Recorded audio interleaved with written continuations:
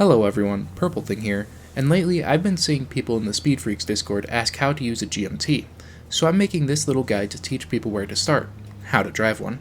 Before I begin, know that a lot of these things do apply for the looted wagon, however we're focusing on the GMT since the looted wagon is better a bit further away from the fight. First off, there are at least 6 ways you can change your speed, at least that I know of, listed on your screen. Of those 6, we can ignore 3. Being shot by enemy players, since there's no real way to consistently use it, firing a weapon, since it's such a minimal amount it won't matter as much here, and dashing, since the GMT can't dash. That leaves driving forward, driving down hills, and boosting. Normally, the GMT is incredibly slow, taking forever to get from one fight to the next.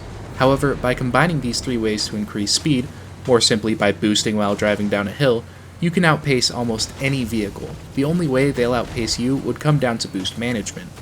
As you can see, in this Def Rally match I'm kind of surprised I've gotten into, I was able to get to the point before the other player by setting myself up on a hill just to get a little extra speed. Next up, we'll talk about jumping. In lighter vehicles, you typically want to take as many jumps as possible, because you lose very little speed when you're in the air and you can recharge your boost. But with the GMT, you want to avoid jumping if you can.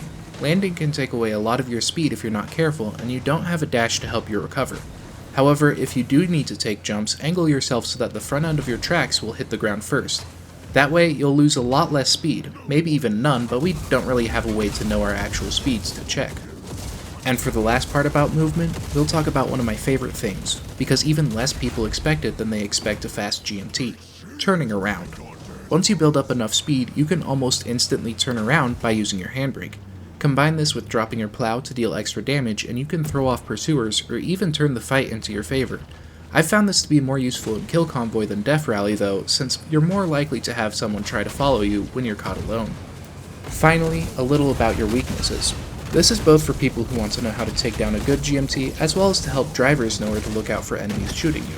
There are 2 main areas you want to attack from. The first is where the GMT isn't looking, which is pretty obvious, but it can help you bring down their health quickly before they can hit you back.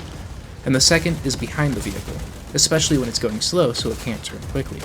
Put simply, if a GMT decides to get into a firefight with another player and you sneak up behind them, you can take out around half their health before they can even react, especially if you're in a snaz wagon or custom boosted blast-up. And as long as you stay away from their front end, they can't turn the tables on you by hitting you with their plow. So a good GMT player needs to keep this in mind whenever they're driving to stay alive for as long as possible. Thank you for watching, and I hope you learned something about how to drive a GMT, or even a looted wagon, a little better. And if you're in the Speed Freaks Discord, linked below if you're not, make sure to check out Cybercobra's guide to the GMT for more information on how to use one.